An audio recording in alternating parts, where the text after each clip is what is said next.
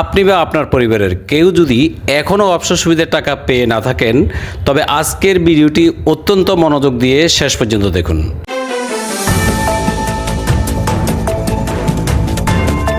বেসরকারি শিক্ষা প্রতিষ্ঠানের অবসরপ্রাপ্ত শিক্ষক ও কর্মচারীবৃন্দ এবং তাদের সম্মানিত পরিবারের সদস্যদের জন্য রয়েছে অবসর সুবিধা বোর্ডের একটি অতি জরুরি নোটিশ।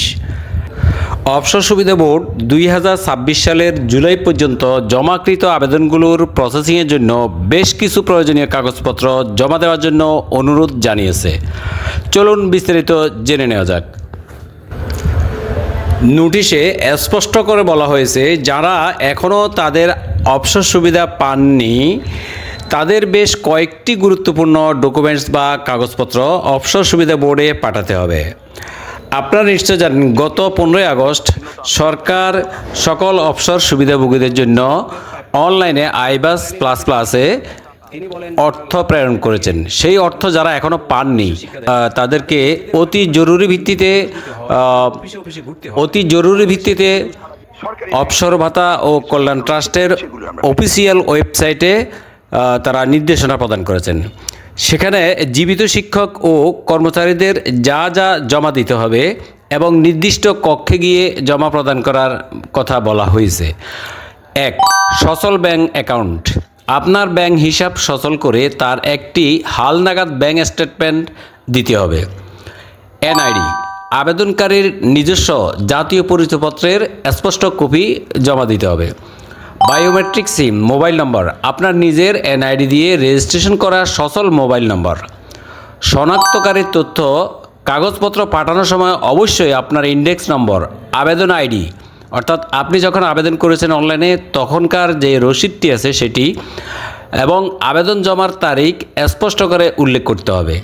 মৃত্যুজনিত আবেদনের ক্ষেত্রে কি করবেন, করণীয় কি, নমিনিদের জন্য সেটি। এখন আসি, যেসব শিক্ষক বা কর্মচারী ইতিমধ্যে মৃত্যুবরণ করেছেন তাদের পরিবারের সদস্য বা নমিনিরা কিভাবে কাগজপত্র জমা দিবেন। তাদের ক্ষেত্রে প্রয়োজন হবে অনলাইন মৃত্যু সনদ, নন জুডিশিয়াল স্ট্যাম্প 300 টাকার নন জুডিশিয়াল স্ট্যাম্পে সম্পন্নকৃত ক্ষমতা হস্তান্তরপত্র, যেটি আবেদন করার সময় আপনারা অ্যাটাচ করেছিলেন। ওআরএস সনদ, নমিনির সচল ব্যাংক হিসাব, নমিনির ব্যাংক অ্যাকাউন্ট সচল রেখে তার হালনাগাদ ব্যাংক স্টেটমেন্ট, অর্থাৎ অনেকেই ব্যাংক অ্যাকাউন্ট আছে বাট সেটি হালনাগাদ নাই, অর্থাৎ সেখানে আপনি কিছু টাকা জমা দিয়ে হলেও ব্যাংক স্টেটমেন্টটি নতুন করে নিতে হবে। নমিনির এনআইডি ও মোবাইল নম্বর, নমিনির নিজস্ব এনআইডি কপি এবং সেই এনআইডি দিয়ে রেজিস্ট্রেশনকৃত সচল মোবাইল নম্বর লাগবে এবং একইভাবে ইন্ডেক্স নম্বর, আবেদন আইডি ও জমার তারিখ উল্লেখ করতে হবে। আপনার কাগজপত্রগুলো বোর্ডে জমা দিতে বা খোঁজ নিতে নির্দিষ্ট শাখা অনুযায়ী কক্ষ নম্বর দেওয়া হয়েছে। স্কুল শাখা কক্ষ নম্বর হচ্ছে 1415 ও 1421। কলেজ ও কারিগরি শাখা কক্ষ নম্বর 1416 ও 1421 আর মাদ্রাসা শাখা কক্ষ নম্বর 1413 ও 1421।